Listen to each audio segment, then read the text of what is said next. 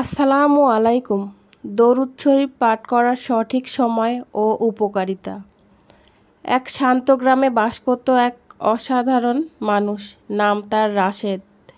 জীবনে ঝড়ঝাপটা ক্লান্ত সে প্রতিদিন নামাজ পড়ত, দোয়া করত, কিন্তু তার অন্তরে এক কোণে সব সময়ে একটা অশান্তি থাকত।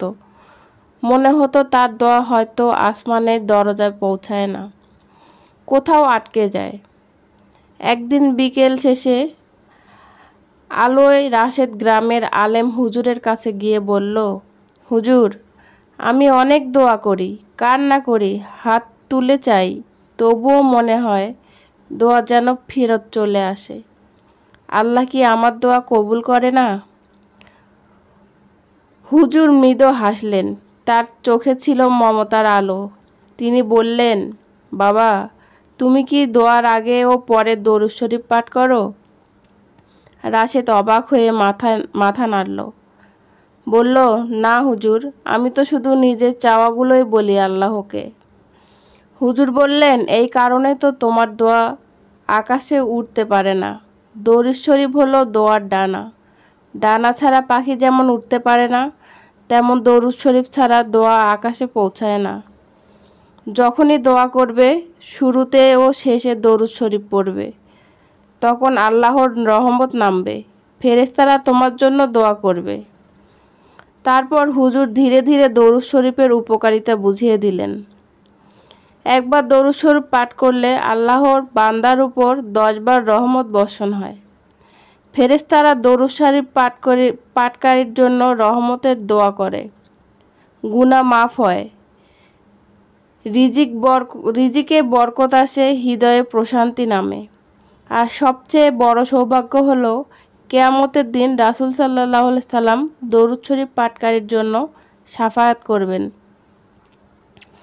রাশেদের চোখ ভিজে উঠল। মনে হলো সে এতদিন জীবনে এক মহামূল্যবান সম্পদকে অবহেলা করেছে। হুজুর আরও বললেন, বাবা, দরুদ শরীফ পাঠ করার সময় শুধু নামাজেই সীমাবদ্ধ নয়, নামাজ শেষেও, দোয়ার আগে, আজান ও ইকামতের মাঝে, শুক্রবারের মজলিস শেষে, সকাল সন্ধ্যা জিকির, আর যখনই মহানবী হযরত মুহাম্মদ সাল্লাল্লাহু আলাইহি সাল্লামের নাম শুনবে, সঙ্গে সঙ্গে দরুদ শরীফ পাঠ করবে। সেদিন থেকে রাশেদের জীবন বদলে গেল। ভোরের আজানের সুরে, মাগরিবে আকাশে, এমনকি চলার পথেও তার ঠোঁটে শোনা যায় যেন দরুদ শরীফের মিষ্টি সুর। ধীরে ধীরে তার অন্তরে শান্ত হলো, সংসারে বরকত এলো, মনে হলো আল্লাহর রহমতের দরজা তার জন্য খুলে গেছে। দরুদ শরীফ হলো সেই নূর যা বান্দার দোয়াকে আকাশে পৌঁছে দেয়, আল্লাহর রহমতকে টেনে আনে, আর কিয়ামতের দিন রাসূল সাল্লাল্লাহু আলাইহি সাল্লামের ভালোবাসা ও শাফায়াতের সৌভাগ্য এনে দেয়। আল্লাহর রহমত পেতে মানুষ কতই না আমল করে, কেউ জানে না কান্না করে, কেউ দোয়ার হাত তুলে আকাশের দিকে তাকিয়ে থাকে, কিন্তু এমন কিছু রহস্য আছে যা অনেকেই জানে না। দোয়ার দরজা পৌঁছায় না, এক বিশেষ চাবি হলো দরুদ শরীফ।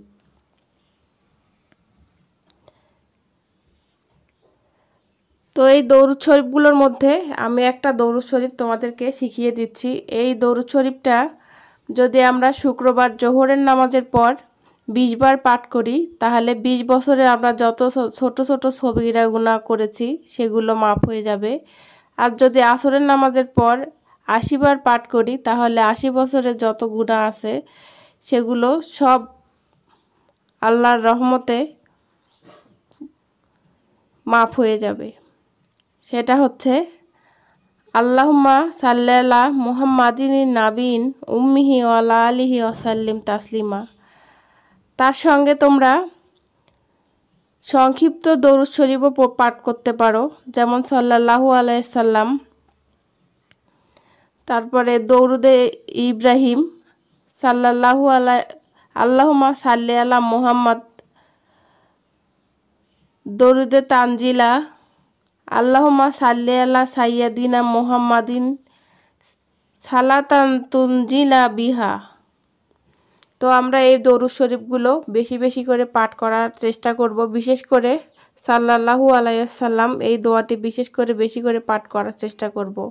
প্রতিদিন নামাজ শেষে দোয়ার আগে ও পরে আজান ও ইকামতের মাঝে শুক্রবার ও বৃহস্পতিবার রাতে মজলিস শেষে সকাল সন্ধ্যায় জিকির নবী সাল্লাল্লাহু আলাইহি সাল্লামের নাম শুনলে আমরা এগুলো বেশি বেশি করে পাঠ করব।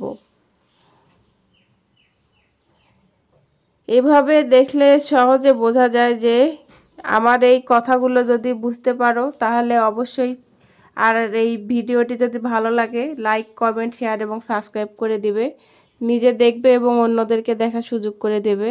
আর এরকম সুন্দর সুন্দর ভিডিও পেতে চ্যানেলটি সাবস্ক্রাইব করে অল নোটিফিকেশন অন করে দেবে, তাহলে আমি নতুন কোনো ভিডিও দেওয়ার সঙ্গে সঙ্গে পৌঁছে যাবে তোমাদের কাছে নোটিফিকেশন।